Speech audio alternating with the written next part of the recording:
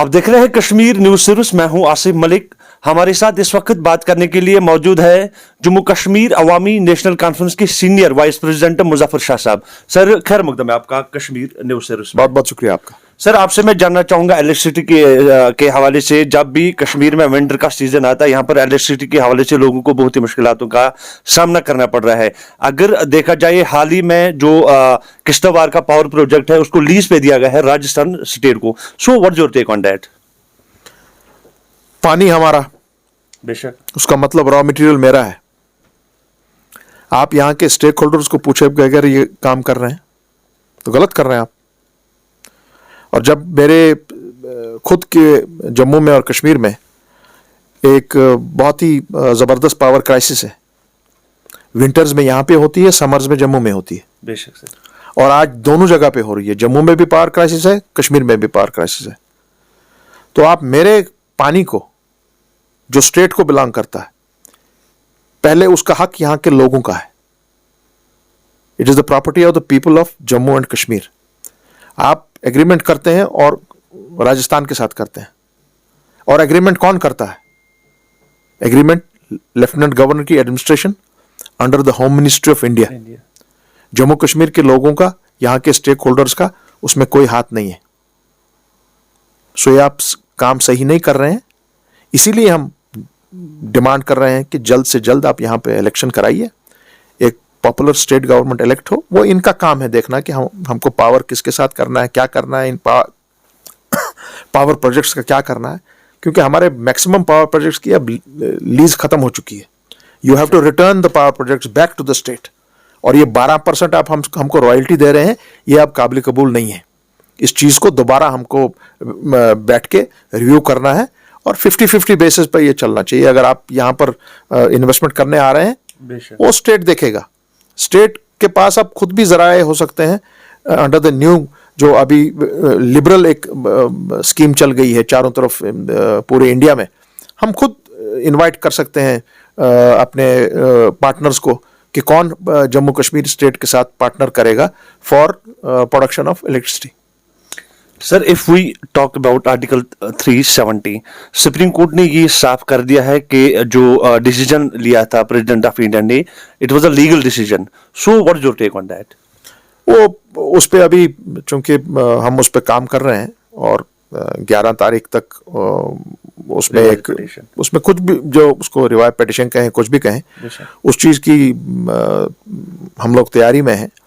और शायद आज कल भर में उस पर एक फैसला लिया जाएगा जो सबके सामने में आएगा। जहाँ तक हमारा मानना है, यहाँ के लीगल एक्सपर्ट्स का मानना है, कॉन्स्टिट्यूशनल एक्सपर्ट्स का मानना है, जो माननीय सुप्रीम कोर्ट ने, ऑनरेबल सुप्रीम कोर्ट ने जो भी जजमेंट दी है वो सराखों पे है। मगर हमारे कॉन्स्टिट्यूशन के जहाँ तक आप बात करें या कॉन्स्टिट्यूशन को जो इंटरप्रेट करते हैं, उन लोगों ने कहा कि नहीं, इस जजमेंट में बहुत से सीरियस फ्लॉज हैं और ये एक एरनस जजमेंट है। उसका मतलब यह है कि इसको दोबारा रिविजिट करना बहुत ज़रूरी है। और एक बात आपकी चैनल की वसादत से मैं कहूँ कि इसके पहले भी एक 12 जजेस का बेंच जब बैठा था, उन्होंने 370 को अपहोल्ड करके रखा हुआ था। आज एक 5 बेंच जजेस का जो था, उसने फैसला बरक्स दिया है। मगर कल को यही ऑनरेबल सुप्रीम कोर्ट इसमें जब दोबारा नॉक किया जाएगा, तो हम उम्मीद रखते हैं कि जो कॉन्स्टिट्यूशन ने हमको 370 का जो मामला दिया है, वो through forefathers of modern India था, जिन्होंने कॉन्स्टिट्यूशन जम्मू माने हिंदुस्तान का कॉन्स्टिट्यूशन दिया। हिंदुस्तान के कॉन्स्टिट्यूशन के साथ साथ में जम्मू कश्मीर का कॉन्स्टिट्यूशन बना और 370 उसका एक ब्रिज था, उसके थ्रू वो पास होता था। सो ये एक इजी मैटर नहीं है, ये एक बहुत ही सीरियस इशू है। और इसको दोबारा रिवाइज करना, उसको रिवाइज करना बहुत ज़रूरी है। और उसके लिए इंशाल्लाह आजकल में हम नेक्स्ट स्टेप का ऐलान कर देंगे।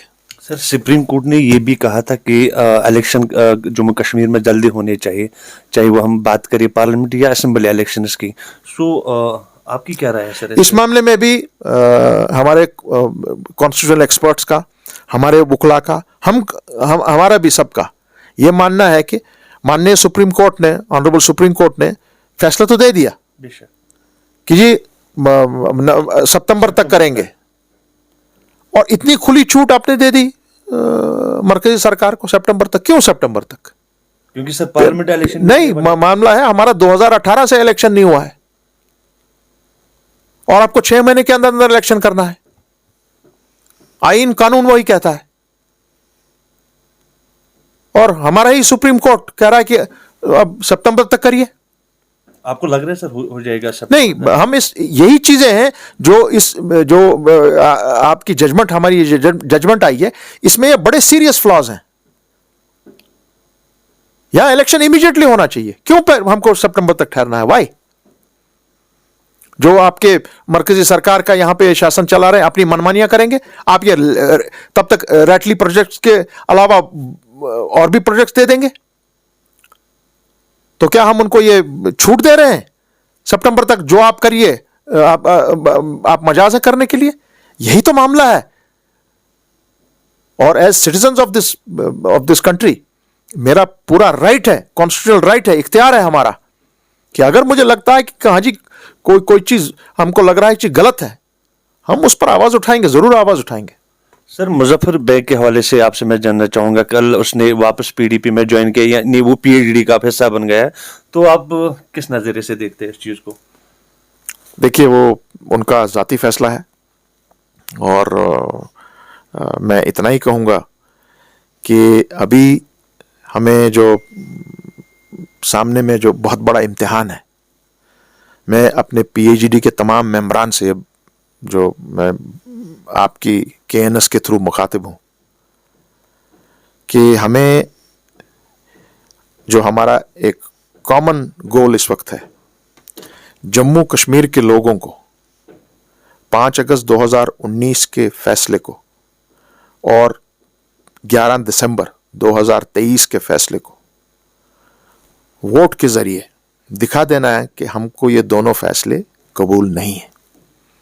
और जहां तक अपने बेग साहब आप गए हैं इसमें पीडीपी में, सो अभी हमारा काम है कि वो देखना कि जो 370 पे हमें कॉन्स्टिट्यूशन ने जो इख्तियार दिया है कि आपको अगर आपका फैसला आपके मुताबिक नहीं आया है, जो सही होना चाहिए था, उस पर हमको काम कर रहे हैं। सो उसमें उम्मीद है कि उनका भी बहुत ज़बरदस्त हमारे साथ शाना बशाना वो उसमें काम करेंगे। बीजेपी की हमारे दोस्तों की कोशिश है कि वो यहाँ का बेसिकली उनको यहाँ का डेमोग्राफिक स्ट्रक्चर चेंज करना है। तो आज जम्मू भी हमारे साथ खड़ा है पूरी तरह से, लद्दाख भी पूरी तरह से खड़ा है। वो नहीं मानते हैं। No compromise on land, no compromise on your jobs, no compromise on your properties, and no compromise on 370. It's a constitutional right given to us and we will fight it constitutionally. So, लोगों के लिए आखिर में क्या पैगाम रहेगा? वो मजाज हैं। बेशक। और आइंदा जो इलेक्शन अब आने वाले हैं, चाहे वो पार्लियामेंट के हैं, चाहे वो असेंबली के होंगे, चाहे वो म्युनिसिपैलिटी होंगे या पंचायत के होंगे, लोगों का फैसला सुप्रीम होता है।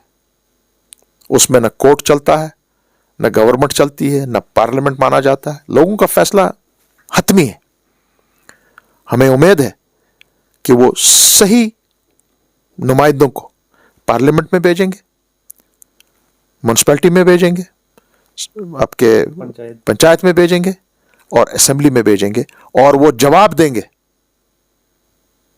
5 अगस्त 2000 को जो फैसला आपने पार्लियामेंट में लिया था जम्मू कश्मीर के बारे में, वो फैसला हम रिजेक्ट करते हैं। जो फैसला माननीय सुप्रीम कोर्ट ने 11 दिसंबर 2023 को लिया, वो ये बता देंगे कि ये फैसला हमें कबूल नहीं है। मैं ये उम्मीद रखूंगा। बहुत बहुत शुक्रिया कहने से बात करने के लिए। Thank you.